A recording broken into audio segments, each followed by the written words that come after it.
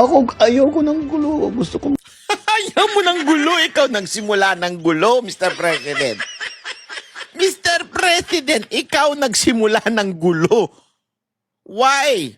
Why are you allowing your cousin kung ano-anong ginagawa? Inusig ang mga Duterte. Pina-impeach si BP Sara Duterte. Inuusig kami mga vloggers. Inuusig ang mga kumukontra sa gobyerno. Tapos sasabihin mo, ayaw mo ng gulo? Yung mga nagpahayag ng kanilang saloobin, mga opisyal na nagpahayag ng saloobin, sinuspinde ng DILG, sinuspinde tinanggal ni Tamba. Oh. Tapos sasabihin mo, ayaw mo ng gulo? Oh, si Presidente Duterte, ano ginawa ninyo? Oh, sino ba yung mga nag-alis sa kanya, dumukot sa kanya, papabuntang dahig? Sino? Mga tauhan nyo, sir. Hindi ho tauhan ng Kamara yun, hindi ho tauhan ng Senado yun. Tauhan nyo yun, sir. Tapos sasabihin niyo ayaw nyo ng gulo? Porket natalo na kayo sa eleksyon, porket ngayon nanganganib na yung inyong ratings dumadaos-dos, talagang pailalim. Biglang, ayoko ng gulo. Tingnan mo yung tsura niya, oh. Tingnan mo, kaawa-awa. Wawa, presidente, wawa. Kawawa naman yung presidente. Hindi tayo magkasundo sa polisiya. Hindi tayo magkasundo. Gawin niyo yung trabaho pero huwag na tayong nanggugulo. Wala pang tukod dito si Vice President Huwag na tayo nanggugulo. Kayo nanggugulo. Nananahimik ang Pangulong Duterte sa Hong Kong nung umuwi dito, bigla niyong ginulo. Ang ibig sabihin ng mabait, mahina ka, nilalang, wala kang ginagawa at pinababayaan mo yung mga umaabuso sa gobyerno. Ganon! Gago! Tuwan-tuwa ka pa ngayon na tinawag kang mabait. Tingnan mo itsura mo. Ano, mukha. Alam mo, tama talaga sa yung ginawang pelikula ng kapatid mo. Sa lahat ng tao. Mas maganda, marami na akong kaaway. Hindi ko kailangan ng kaaway. Kailangan ko kaibigan. Hanggat maaari. Ako. Oo nga. Wala ka ng kaibigan.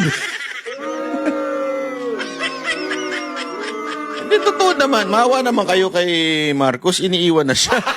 Gago! Pati mismo, isipin mo, pati mismo yung mga kaibigan niyang kinampanya niya, nung victory party, si Lito Lapid na lang naiwan. Wala na talaga siyang kaibigan. Long term ang magiging effect. Yun ang trabahuhin natin. Opo. So, tinatrabaho namin. Kaya ang lalaki, yung mga project na ginawa namin priority, yung mga tourism, yung mga health, yung mga, puro malala. Health, tourism, yung logo, yun ba? Yung health, tinanggalan ninyo ng pondo ang PhilHealth, yun ba ang trabaho? Napakasinungaling nito sobra. Sagad sa butong kasinungalingan nitong taon to. Normal lang yan. Ang habol ko ay yung stability, peaceful, para magawa namin yung trabaho namin. Tigilan nyo na kasi mga Duterte. Gusto nyo ng peaceful, ganito. Tigilan nyo na ang mga Duterte. Sigurado ako magiging... Kasi sinimulan nyo lang naman yan eh. Kung hindi naman po kayo siguro nagsimula at hindi... Ito kasi, Mr. President, sorry. You don't deserve it. Mr. Marcos, kung hindi mo sana pinababayaan itong pinsan mo, wala sanang gulo. Hindi mo kasi alam yung mga nangyayari. Ang problema sa iyo yung pinsan mo, pag hindi niya nakurso na dahan, didemanda, patatanggal, kung ano-ano na lang ginagawa, inuusig ang mga Duterte. Hindi lamang po yun. Pati yung mga supporter, tulad ni Pastor Kibuloy. Di ba? Sandali, Mr. President, lahat talaga na nakadikit sa mga Duterte, iniisa-isa nila. Kasama na rin ng executive branch doon, mga kapulisan. Inisa-isa ninyo eh. Tapos sasabihin mo na ayaw mo ng gulo.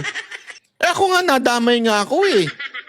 Bigla nyo kung pinagkakuno anong demandang walang kakwenta-kwenta ng mga congressman. Bakit? Kasi bumaba na tayo. Totoo, wala akong kakwenta. Kung pwede ko lang sana ma-discuss dito yung details ng pagtatawanan nyo talaga eh. Ako, tatawa ako. Sorry ako, natawa eh. Pinipigilan ko talagang humalakhak nung nasa korte ko eh. Kasi sabi ko, ano ba to? Ano ba klaseng demanda ito? Daig pa ng grade 5 ba nagdemanda? Ano ba gano'n na maiisip mo eh? Kaya ako, laging akong bukas sa ganyan. I'm always open to any approach na, alika, magtulungan tayo. Diba? Kahit na hindi pa, Bad. It's the way you handle it. It's the way you... Kasi halimbawa, PRRD is also a politician. Pero anong ginawa niya?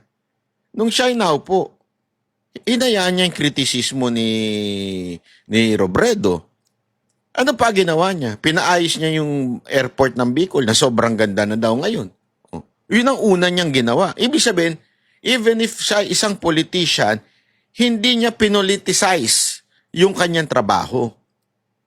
Hindi sawa ang Pilipino sa politika, sawa lang sa inyo.